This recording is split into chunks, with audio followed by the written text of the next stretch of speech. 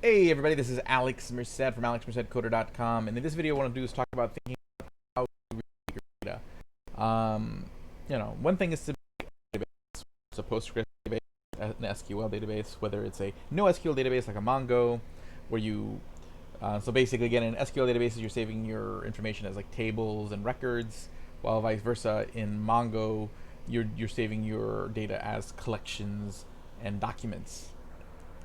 Okay. So essentially what would happen is that in those databases, again, imagine that this data here, each of these arrays is your table, okay, or collection if it's Mongo, okay, and then each of these items, each of these objects would be like a record in an SQL database or a document in a Mongo database. So always the issue is, how do I make a lot of complex data work together? So here I have sort of a very simple situation just to kind of help you think through, how do I make my data work together?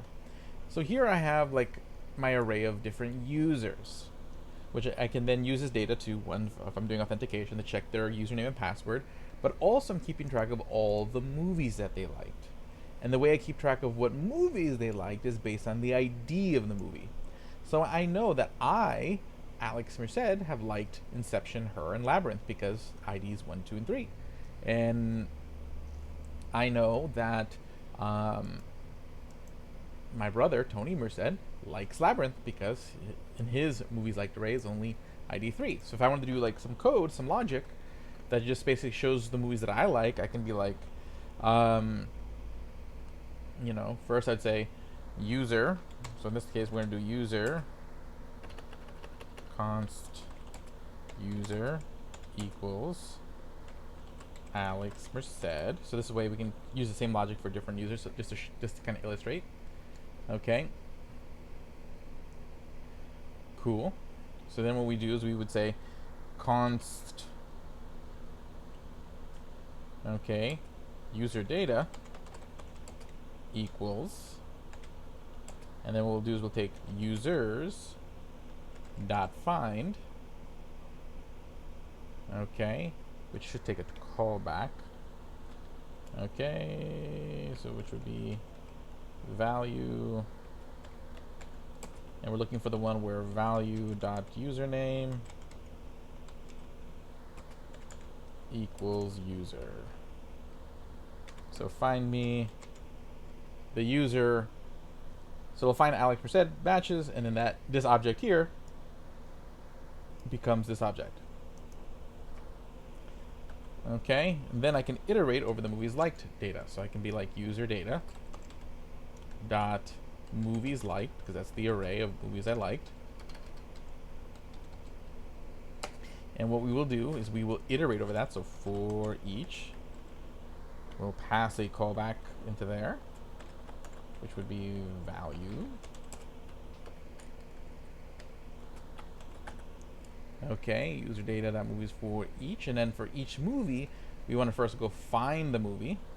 So const the movie is going to equal, and we're going to do another find again.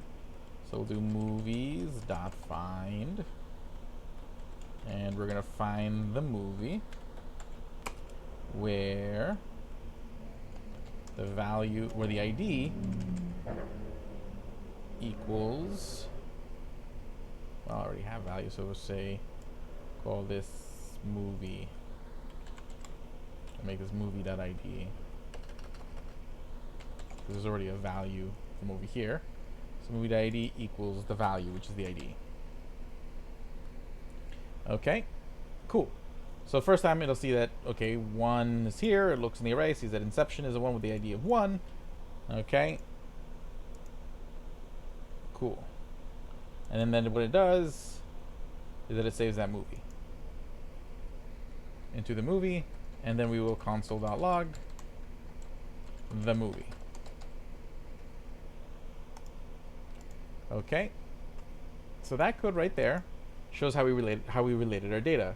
So since we know who our user is, once we identified the user, and since the user gives us a list of which movies they like, then we just go find those movies from the movies array, and we can display their data.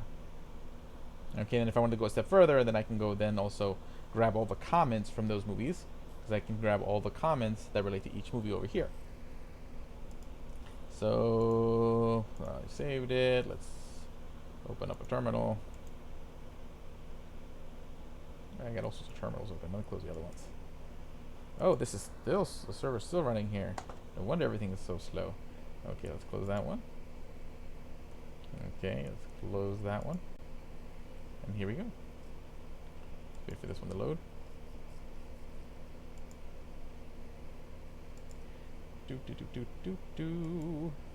Okay, so let's do a node.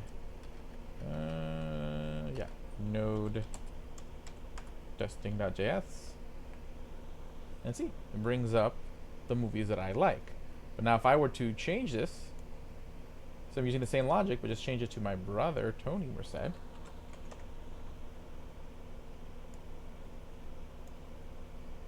Okay, let's save that.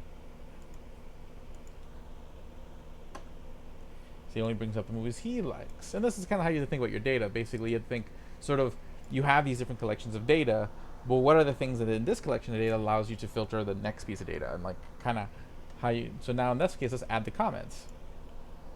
Okay, so we console logged the movie, but now let's find that movie's comments. Okay, so what we'll do is we were going to take the comments and filter, because we want to only get the comments that relate to this particular movie. So we're going to filter out the comments. Value.